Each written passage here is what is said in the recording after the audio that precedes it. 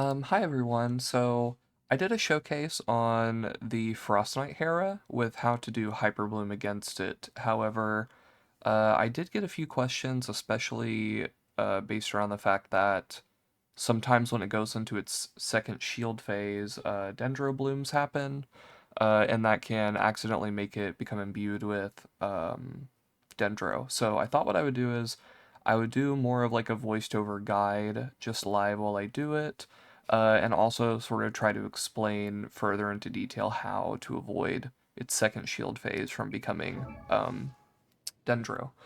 And very quickly, I just want to like reiterate. I won't go through all the artifacts and everything, but just quickly show like my Kuki is level 95. Her stats are rather normal. We do have Zephos kind of giving other people energy. Um, Artifacts are standard flower. It is a C6 Kuki with the healing.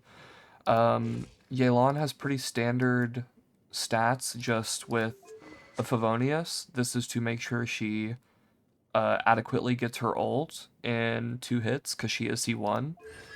Her C4 is not really affecting this run a lot, even though, this is a high constellation Yelan. Breaking the shield is a lot more about the frequency of the hits rather than the overall damage, although that does play a small part, I believe, into it.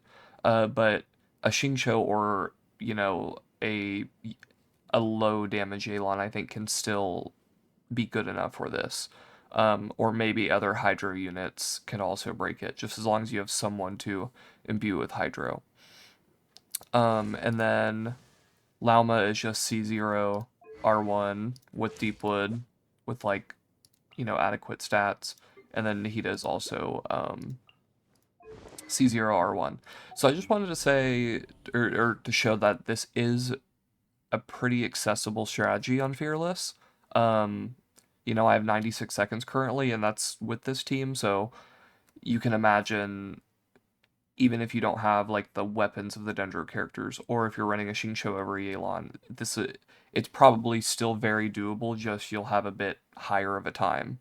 But the point of the strategy is we're not trying to min-max time, we're just trying to beat the Hera. This is for people who can't do a lot of lunar damage, which, Lauma does not really do a lot of lunar damage. She has one nuke, but not nearly enough to break the shield to get around the passive. So this is an alternative strategy to people who can't run a Nefer or a Flynn's team, or an Effa. So let's get into this boss. And we're going to start with Yelan or our Hydro. You're just going to try to get your energy. Okay. It does these like hits intermittently at the beginning, so if you can dodge them, that will save you some time. Okay, now that we have done all the damage with Hydro, now we're just going to play this like a normal Hyperbloom team. You can just ignore Yelan for the rest of this, because she contributes nothing. All we needed her to do was basically give us the ability to imbue this thing with Hydro. As you can see, it is permanently affected by Hydro, so we can just permanently do Hyperbloom and Dendro things to it. So this is just our gameplay, is intermittently going through everyone's abilities and permanently auto-attacking.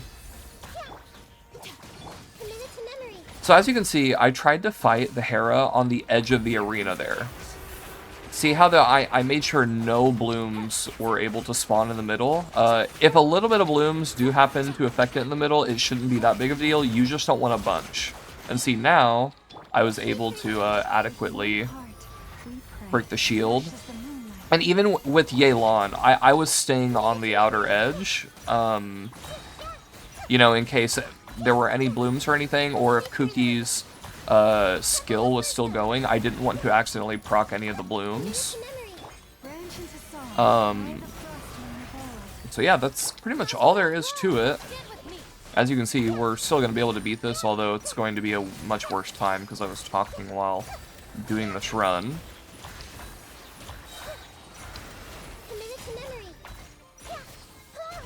Yep.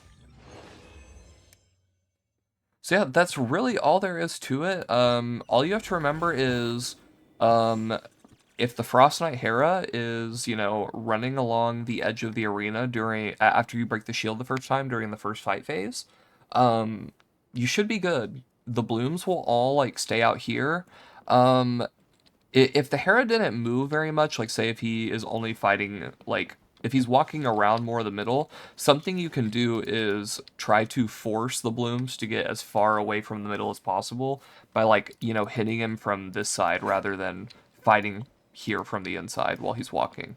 But yeah, that's really a major part of it is just you during that first fight phase, you have got to position properly and make sure as little amount of blooms, hopefully you can get none, but as little amount of blooms as possible near the middle.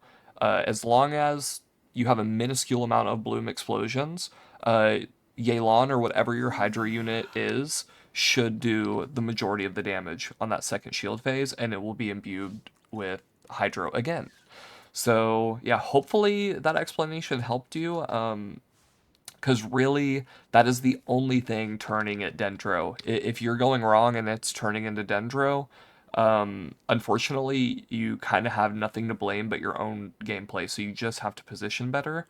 Um, the boss does kind of feel a little bullshit.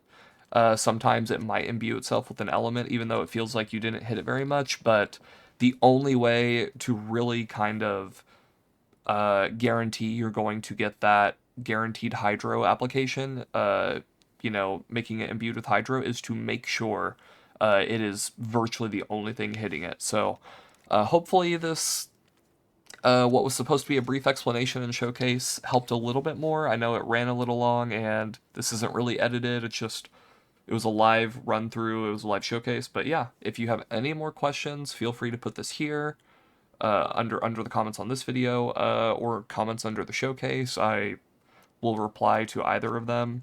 And if you want to see more in depth the actual, artifacts and builds of everything, go watch the showcase. I did show it at the end, but everything as I try to show is very accessible. There's not really any high constellations on any of the people actually doing the damage. So yeah, hopefully that helped.